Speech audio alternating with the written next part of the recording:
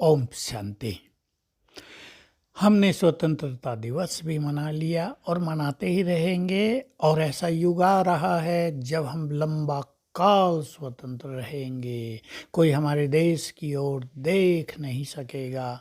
बस वही विश्व पर राज करेंगे, वही देश के सम्राट बनेंगे जो स्वयं को व्यर्थ संकल्पों के बंधन से मुक्त करके योग युक्त बनेंगे।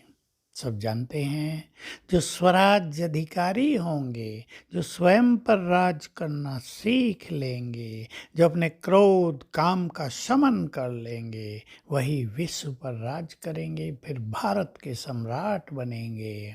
तो हमें ये जो व्यर्थ संकल्पों का बंधन है, जो आजकल बढ़ता जा रहा है, इससे मुक्त होने का चिंतन करना है, प्रयास करना है। अनेक लोग आते हैं, कहते हैं व्यर्थ का फोर्स बढ़ता ही जा रहा है, हम चाहते नहीं हैं, पता नहीं कहाँ से व्यर्थ निकलता आ रहा है, वो कहीं से आ नहीं रहा है, हमने ही उसके बीज बोए हैं। जीवन का लंबा काल व्यर्थ में, दूसरों को देखने में, परचिंतन में, विषय विकारों में, इच्छाओं लालच में, मोह और ममता में व्यतीत किया है। तो व्यर्थ का भंडार बन गया है मन। अब जब इन बंधनों से हमें मुक्त होना है तो थोड़ी तो मेहनत करनी पड़ेगी। हो सकता है ये व्यर्थ का बंधन आपको 500 साल पुराने से चला आ रहा हो, किसी का 1000 साल पुराना भी चला आ रहा होगा, किसी का 100 साल पुराना होगा, किसी का पिछले जन्म से चला आ रहा होगा। आप चेक कर लें, आपके व्यर्थ संकल्पों का बीज कहाँ है।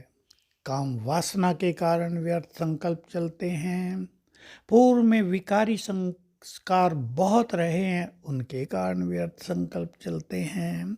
बहुत आप भावुक हैं, फीलिंग आपको ज़्यादा आती है, क्रोध आ जाता है, आप जल्दी परेशान हो जाते हैं, जल्दी चिंता की चिता पर चढ़ जाते हैं। ये कारण तो नहीं आपके व्यर्थ का।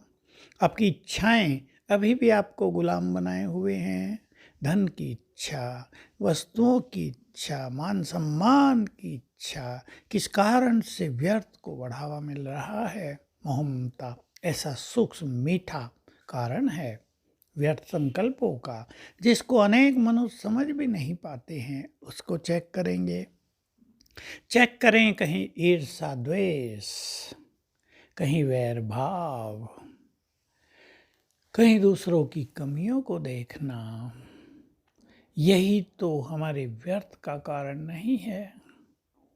हम कंपैरिजन में तो नहीं रहते हैं, हम व्यर्थ के कंपटीशन में तो नहीं आ गए हैं। एक हेल्दी कंपटीशन अलग चीज़ है, लेकिन व्यर्थ का कंपटीशन जो व्यर्थ संकल्पों को जन्म देता है, उसके तो हम गुलाम नहीं बन गए हैं। तो व्यर्थ को चेक करके, उसके कारणों को चेक करके हमें एक एक कारण का निवारण करना होगा। और अगर आप एक एक कारण को देखने में समय नहीं देना चाहते तो सारे दिन में 5 से 10 बार अशरीरी होने का अभ्यास कर लें। एक एक मिनट बस, मैं निराकार आत्मा, कभी परम धाम में हूँ, कभी देह में अवतरित हुई हूँ, कभी प्रकृति की कुटिया में बैठी हूँ, कभी स्वराज अधिकारी हूँ। दूसरा अभ्यास स्वमान का, उसकी आप धुन भी लगा सकते हो। अगर 3 मास आप अच्छी तरह 5-7 स्वमान ले लो, कभी कोई कभी कोई कभी कोई, और सारे दिन में 108 बार याद करेंगे तो व्यर्थ का फोर्स ही समाप्त होता जाएगा। क्योंकि मन को कुछ सुंदर विचार, कुछ आनंदकारी विचार, कुछ शक्तिशाली विचार चाहिए, जिनको एंजॉय करते हुए उसका आकर्षण व्यर्थ की ओर से हट जाए। क्योंकि वो भी एक आकर्षण है, वो भी कर्मेंद्रियों का एक रस है, मन का एक रस लग जाता है। जैसे कईयों को रस लग जाता है व्यर्थ सुनना, वो रस है कानों का। कईयों को रस लग जाता है आंखों से न जाने क्या क्या देखना, व्हाट्सएप पे, इस पे उस पे गंदगी देखना। तो इन सब से स्वयं को बचाना भी है।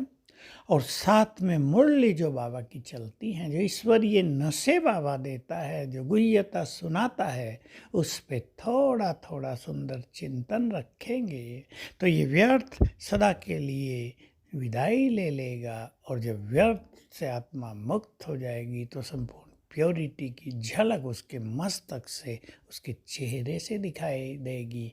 तो आइए हम इन सब से मुक्त होकर सच्ची स्वतंत्रता मनाएं। ओम शांति।